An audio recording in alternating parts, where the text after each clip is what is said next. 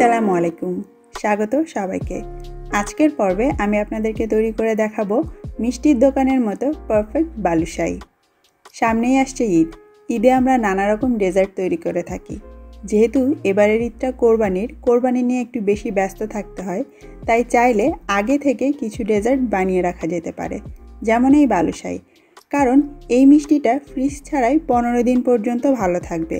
আর তাছাড়া মিষ্টিটা তৈরি করতে খুবই সাধারণ এবং অল্প কিছু উপকরণ লাগে। তাই আমি আশা করছি এবারের ঈদে বালুশাহী মিষ্টির এই পারফেক্ট রেসিপিটা আপনারা ট্রাই করবেন। চলুন তাহলে দেখে নেওয়া যাক কী কী লাগবে। বালুশাহী মিষ্টি তৈরি করতে খুব বেশি কিছু লাগে না। যেটা লাগবে সবার আগে সেটা হচ্ছে ময়দা। আমি এখানে 1.5 কাপ ময়দা নিয়েছি। এর সঙ্গে 1/4 চা চামচ দিয়ে দিচ্ছি বেকিং সোডা, বেকিং পাউডার নয়। তারপরে এই দুটোকে একসঙ্গে খুব ভালো করে মিশিয়ে নিতে হবে। খুব ভালো হয় যদি দুটো একসঙ্গে চেলে নেন। তারপরে এর মধ্যে দিতে হবে ঘি 6 টেবিল চামচ। আমি এখানে ঘরে বানানো ঘিটা ব্যবহার করছি, আর এর রেসিপি লিঙ্কটা ডেসক্রিপশন বক্সে পেয়ে যাবেন। ঘিয়ের পরিবর্তে 6 টেবিল চামচ নরম বাটার দেওয়া যেতে পারে, ডালটাও দিতে পারেন, আবার তেলও ব্যবহার করতে পারেন। তবে আপনি বলুন তো, ডেইলি তো এই মিষ্টি আপনি বানাবেন না। একদিন যখন বানাবেন একটু ভালো করেই বানান, যাতে ফ্লেভারটাও ভালো হয় আর খেতেও মজা লাগে। এখন এই ময়দার সঙ্গে ঘিটাকে খুব ভালোভাবে মিশিয়ে নিতে হবে। প্রথম দিকে বড় বড় দানা হবে, আস্তে আস্তে হাত দিয়ে মিশিয়ে দানাগুলোকে ছোট করে ফেলতে হবে। এই যে এরকমটা ভেজা ব্রেড ক্রাম্বের মতো কনসিস্টেন্সি হবে। তারপরে আমরা এর মধ্যে দিয়ে দিব 5 টেবিল চামচ ইয়োগার্ট, মানে টক দই। এখন এই টক দইটা যদি বেশি ঘন হয়, যেমন গ্রিক ইয়োগার্ট, সেক্ষেত্রে 6 টেবিল চামচ লাগতে পারে। তবে এক্সট্রা পানি বা দুধ দেওয়ার দরকার নেই। বেকিং সোডা এবং ইয়োগার্ট মিলে আপনার যে বালুশাহীটা সেটাকে অনেক বেশি ফ্লেকি করবে। সেই সঙ্গে আগে থেকে ঘি তো দেয়াই আছে। সব কিছু একসঙ্গে মেশানোর পরে দেখবেন এরকম ছাড়া ছাড়া একটা ডো হবে। তবে একটু খেয়াল করলেই দেখবেন এটা কিন্তু বেশ সফট হবে। আমরা একটু যদি এটাকে মথি তাহলেই একটা পারফেক্ট ডোয়ের মতো হয়ে যাবে, তবে আমরা সেটা করতে চাই না। কারণ আমরা চাই আমাদের মিষ্টিটা অনেক ফ্লেকি হোক, ভেতরে যেন ভালো মতো রস ঢুকে। এই জন্য আলতো হাতে এইভাবে মেখে নিতে হবে এবং একসঙ্গে এইভাবে একটু জড়ো করে এটাকে ভেজা কোনো একটা কাপড় বা ন্যাপকিন দিয়ে ঢেকে রেখে দিতে হবে 20 মিনিটের জন্য। 20 মিনিট পরে এখন আমি ঢাকনাটা সরিয়ে নিচ্ছি। এর মধ্যে আমাদের এই ডোটা কিন্তু আরও একটু নরম হয়ে যাবে। এখনও যদি আপনি এটাকে 2টা চটকা দেন তাহলেও কিন্তু এটা একদম স্মুথ হয়ে যাবে। তবে সেটা করা যাবে না। যেটা করতে হবে খুবই আলতো হাতে, যেমন বাচ্চা আমরা যেভাবে ধরি, বাচ্চার গালে টোকা দিয়ে আদর করি, সেইভাবে আস্তে আস্তে চেপে চেপে একটু ফ্ল্যাট করতে হবে। তারপরে এটাকে একটা ভাঁজ করে দিতে হবে। 5 থেকে 6 বার বা 4 বার আপনি এভাবে করতে পারেন। এতে করে এই ডোয়ের মধ্যে অনেকগুলো লেয়ার হবে, আর তাতে আমাদের যে বালুশাহীটা হবে তার মধ্যে একটু ভাঁজ ভাঁজ হবে, যার কারণে এটা বেশি ফ্লেকি হবে, বেশি রস ঢুকবে এবং অবশ্যই খেতেও বেশি মজা হবে। 5-6 বার এভাবে ফোল্ড করার পর একসময় দেখবেন সাইড থেকে কিছুটা স্মুথ হয়ে আসছে। তবে এটাকে বেশি স্মুথ করতে দেয়া যাবে না। এই পর্যায়ে স্টপ করে দিতে হবে এবং এই মণ্ডটাকে কয়েকটা ভাগে ভাগ করে নিতে হবে, যতগুলো আপনি বালুশাহী বানাতে চান। 1.5 কাপ দিয়ে মাঝারি সাইজের আপনি মোটামুটি 15 থেকে 16টা বালুশাহী বানাতে পারবেন। ছিঁড়েও নিতে পারেন, আবার এভাবে ছোট করে টুকরো করেও কেটে নিতে পারেন। এখন প্রত্যেকটা টুকরোকে হাতের মধ্যে নিয়ে একটু চ্যাপ্টা করে চপের মতো সাইজ দিতে হবে। আর একটা জিনিস মনে রাখবেন, যে মণ্ডটা আপনি বানাবেন বালুশাহী মিষ্টি কিন্তু ফুলে তার থেকে বড় হবে, তো সেই হিসেব করে আপনাকে মণ্ডগুলো ভাগ করতে হবে। এরকম একটা চ্যাপ্টা চপের মতো হবে এবং চারপাশে অনেক এবড়ো থেবড়ো অংশ থাকবে। এটা নিয়ে চিন্তিত হওয়ার কোনো কারণ নেই, ভালো বালুশাহীর এরকমই থাকবে। আর বালুশাহীর ট্রেডিশনাল শেপ যেটা, মাঝখানে একটু গর্ত থাকে, অনেক দোকানে করাও হয় না। তো চাইলে মাঝখানে আঙুল দিয়ে এইভাবে একটু গর্ত করে দিতে হবে, তবে ডোনাটের মতো দুই পাশে যেন ছিদ্র না হয়।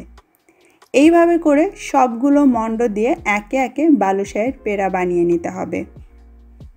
এবারে ভাজার পালা। আর ভাজার জন্য আপনি চাইলে ঘি ব্যবহার করতে পারেন, আমি তেলেই ভাজছি। তবে ভাজতে হবে মিডিয়াম লো আঁচে। আর তেলটা খুব ভালো মতো গরম হওয়ার আগেই, মানে আপনি হাত দিয়ে একটু টাচ করতে পারবেন এরকম অবস্থাতে আপনাকে পেড়াগুলো দিয়ে দিতে হবে, অনেকটা গোলাপ জামুন ভাজার স্টাইলেই। আর খেয়াল করছেন হয়তো যে আমি যখন পেড়াগুলো দিচ্ছি অনেক বেশি বাবল উঠছে না, আস্তে আস্তে বাবল উঠবে এবং আস্তে আস্তে এটা তেলের উপরে ভেসে উঠবে।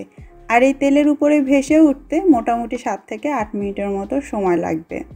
আর যে পাত্রে ভাজবেন তাতে যেন খুব বেশি গাদাগাদি না হয়। একটু জায়গা ফাঁকা হয়েছে তাই আমি আরেকটা দিয়ে দিলাম।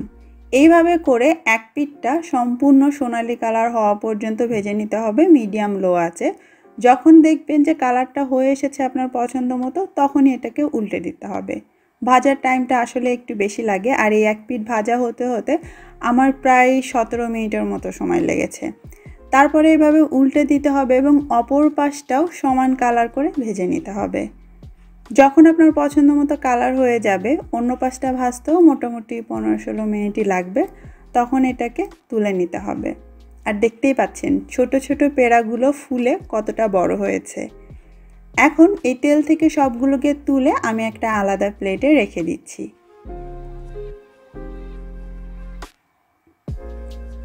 এবারে আমরা বালুশাহের জন্য শিরাটা তৈরি করে নিব।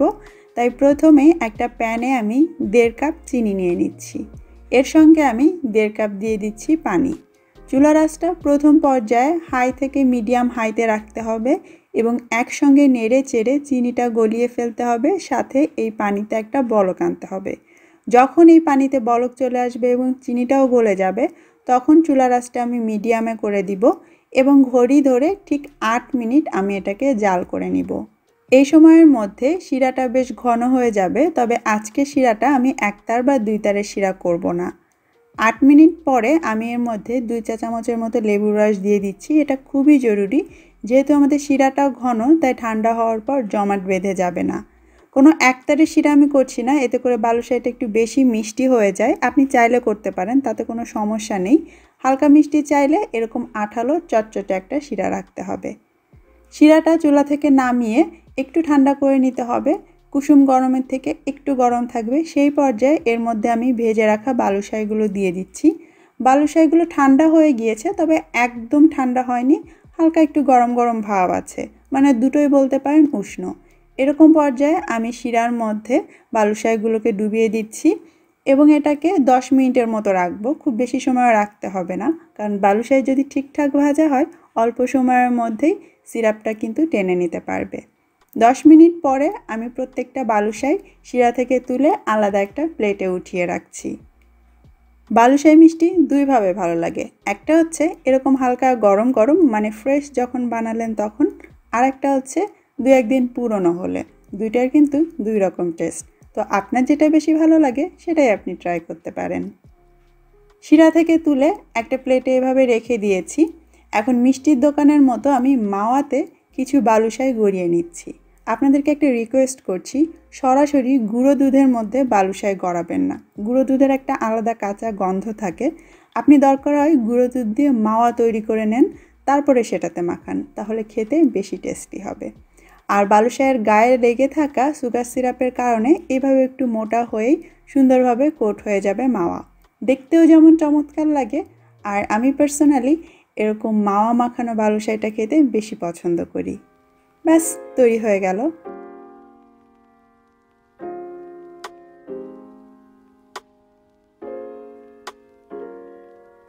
আর যদি মাওয়ার ঝামেলায় না যেতে চান, তাহলে এরকম বাদাম স্যাফরন দিয়েও সাজাতে পারেন, সেটা দেখতেও কিন্তু অনেক চমৎকার হয়। এবারে চলুন দেখা যাক ভেতরটা কেমন হলো। দেখে নিশ্চয়ই বুঝতে পারছেন ভেতরটা কিন্তু রসালো নরম, বাইরেরটা হালকা ক্রিস্পি হবে এবং কালারটাও ডিপ হবে। যেভাবে আমি আপনাদেরকে আজকের রেসিপিটা শেয়ার করেছি, আপনারা যদি হুবহু এরকম ফলো করেন, তাহলে দোকানের মিষ্টি কেন, তার থেকেও বেশি পারফেক্টভাবে আপনি ঘরে বালুশাহি বানাতে পারবেন। আর এবারে যদি এটা ট্রাই করুন, প্রিয়জনদের সঙ্গে উপভোগ করুন। আজকের মতো আমি বিদায় নিচ্ছি। সবাই অনেক ভালো থাকবেন, আমার জন্য দোয়া করবেন। আল্লাহ হাফেজ।